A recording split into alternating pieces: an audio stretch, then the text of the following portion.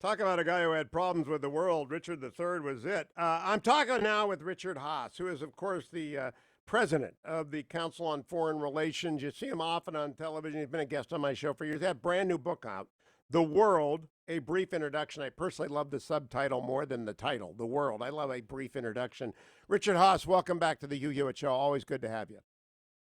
It's been too long. Great to be back. The World is being featured everywhere. I recommend it to anyone who's interested in. It's sort of like Bill Bryson's A Brief History of Nearly Everything. But I am going to start with the toughest question, the very toughest question, which is Gaza.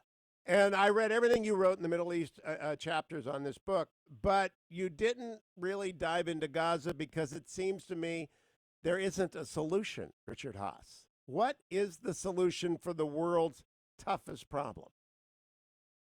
But just for those who are not intimately familiar with Gaza, it's probably the most densely populated small piece of real estate on Earth. It's led by a group that has radical policies and, among other things, does not accept the legitimacy of the state of Israel. It also is led by a group that does not support the Palestinian leadership in the West Bank. So at the moment, there is no solution for it. I know Americans like to think of solutions, that everything's a problem. Well, some things are conditions. And for the foreseeable future, Gaza may simply be a condition at best to be managed. And the pandemic has made it a much more difficult condition to be managed, again, given the population density. And interestingly enough, it is forcing a little bit of low-key Israeli cooperation with the authorities there.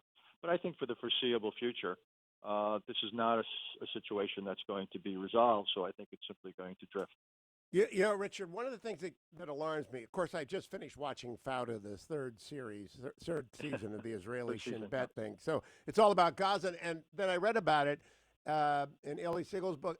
They got a 97% water problem. 97% of the water table is polluted. That's not an inhabitable place much longer. No, it is. It is one of the most miserable places on Earth. You're right. It's got all sorts of environmental issues, water issues. Unemployment is off the charts, and it in some ways foments the very radicalism that is DNA. The question is, at some point, do people there realize their leadership is something of a dead end? But at the moment, there's nothing going on diplomatically in any meaningful way between Israelis and Gaza. The Israelis are essentially glad to be rid of it. If there is any diplomatic possibility, it would be more with between Israel and those living in the so-called West Bank. Though I think at the moment the biggest dynamic is not a collaborative diplomatic enterprise, but the big Israeli debate is about annexation.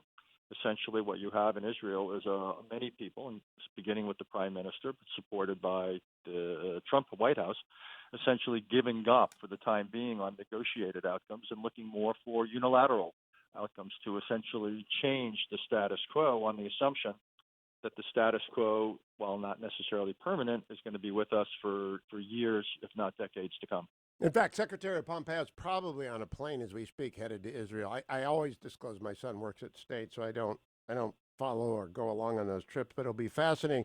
In your book, The World, you write at page 117, as is almost always the case, it is useful to review the history to better understand the present. As I think about Gaza, my last Gaza question, I think about 1948 India, when Pakistan broke away. Now, it was a terrible time. 1 million people died, I believe. But eventually, resettlement was the only solution. Is that the solution for Gaza, Richard Haass, where very, very generous resettlement of Gazan citizens occurs? Well, the question is where. There's not going to ever be a Palestinian right of return where Palestinians can move to what is now Israel. So the question is, either Gaza has to be made to be a habitable place, which is very challenging given the density and the poverty, or some of these people may in fact need to move. And the question is, though, who in the Arab world would let them in? People are not raising their hands to do so. So again, a friend of mine used to have on his desk three boxes: in, out, and too hard. And there's something about Gaza that fits squarely in that third box, and that's why, again, at the moment, I just don't see how it's settled. I mean, you raise a really interesting point in history. There have been population transfers, which at times, even though it's incredibly painful in the short run, provided mechanisms in the longer run, if not for a peace that everybody loved, at least a situation that people could live with. It was done in Europe, in the Greek-Turkish areas early in the 20th century. You've had elements of it elsewhere, but at the moment, I don't see people lining up to do what you're suggesting. It's 2 million people. It would cost a lot of money. It would require a lot of cooperation, but I don't see a way out of that. Let's turn to Cold War 2.0, which you don't want to call it. When you were at Oxford, I was working for Richard Nixon, spending hundreds of hours with the former president in the Elba of America in San Clemente, and he always said, call the problem what it is. And to me, this is a confrontation that is just absolutely Cold War 2.0. The vice president did not want to say that on this show last week. You don't want to say it in the book. You don't want to say it in your New York Times piece. But Richard, this is the reality. They have unleashed this poison on the world, and the Wall Street Journal today reports they're still not letting the world into Wuhan. Like the Chinese behavior in Wuhan since the outbreak of the disease through today can't be justified, can't be supported.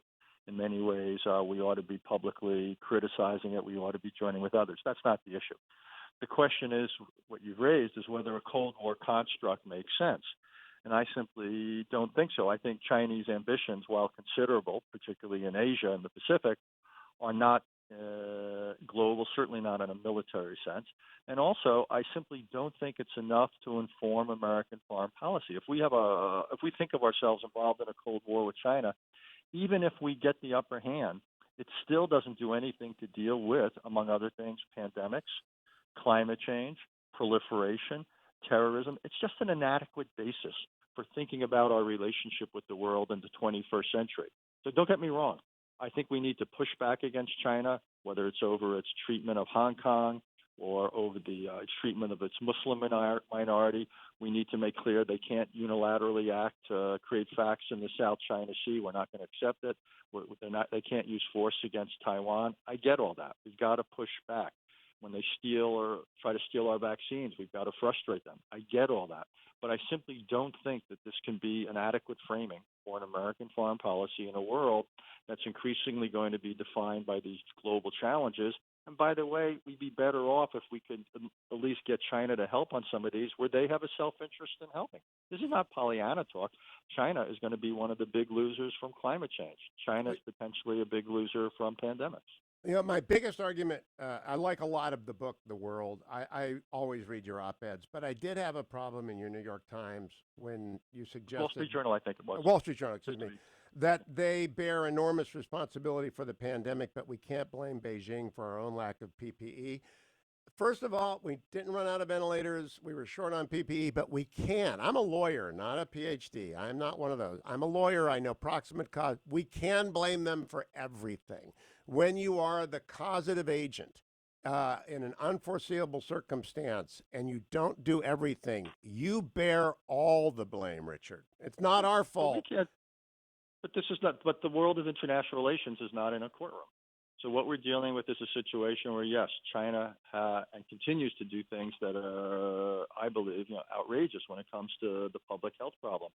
But here it is. It's now, the second week of May, almost the third week of May, and we still don't have anything remotely close to what we need to have in testing. That I cannot blame that on China. That's on us. And the White House has not made it a sufficient priority. We're not. Richard, I'm not talking about. It's not on us. The CDC was not set up for this. The FDA was not set up for this. We're adapting as quickly as possible. I won't blame them for what Tony Fauci told me was a technical gap that they didn't intend. All of this is because China lied. All of it. And we have to pin the tail on them or we won't get to the right level of recognition of reality. I know you're a realist like I am, but if we don't pin the responsibility on the CCP and General Secretary Xi, they will avoid it. Again, I believe we ought to be critical of China where it has, in this case, allowed these markets to open, or if it did come out of a lab for not owning up to that, or it's allowing people to leave Wuhan, for silencing public health experts. I get all that. But at some point in life, you've also got to look at what you're doing. Climate change is another example. We can say what extent is this the responsibility of this or that country or this or that business, but at the end of the day, we have agency. We have the ability to do things, and we're not doing them. We're not doing it on, and we haven't done it on the testing issue with the pandemic. We have agencies there. So, you can say, sure, this never would have happened had China acted responsibly. I get that, but at some point, you got to play the cards you're dealt. We have been dealt some very tough cards. It was inevitable this virus would reach the shores of the United States. From that point on, I can't believe you would sit here and seriously say that the United States has done everything it should and could. Oh, no, I Of don't. course we have. I think the CDC, Dr. Fauci on this show, accepted responsibility for the technical problem. I understand we glitched up the testing, but I've read Michael Pillsbury, I've read Graham Allison, I've read the Oracle, Dr. Kissinger. I've gone up to see Dr. Kissinger. I don't know which one of them said it. It might be you in the world. That which is unified must divide. That which divide must unify. I think we have to look at China very clearly and begin to reallocate our chips back to Taiwan and to begin to reallocate our forces to the Pacific because they are far more lethal than I think you want to say because you're a diplomat, Richard. Well, I'm a diplomat, but diplomacy is just a tool, as is military force, as are sanctions, and so forth. Look, as I said, we need to push back against China where they deserve to be pushed back. China needs to understand that unilateral uses of military force, whether to create facts or coerce, are unacceptable. So one thing we ought to be doing, instead of beating up on our allies, as we seem to do regularly, let's shore up our alliances. Let's get closer to South Korea and Japan. This administration made what I thought was the seriously strategically flawed decision not to enter the Trans-Pacific Partnership. Let's present China with a powerful trading and investment bloc that forces them to change their behaviors or they'll lose access. There's lots of things we can do to push back against China that we haven't done and that we should be doing. On that note, we agree. And so let's close it there. I think the world, a brief introduction is must reading for people. And Richard Haass is always a great guest to have. The book is out in bookstores everywhere. You can get it from Amazon.com, Barnes & Noble.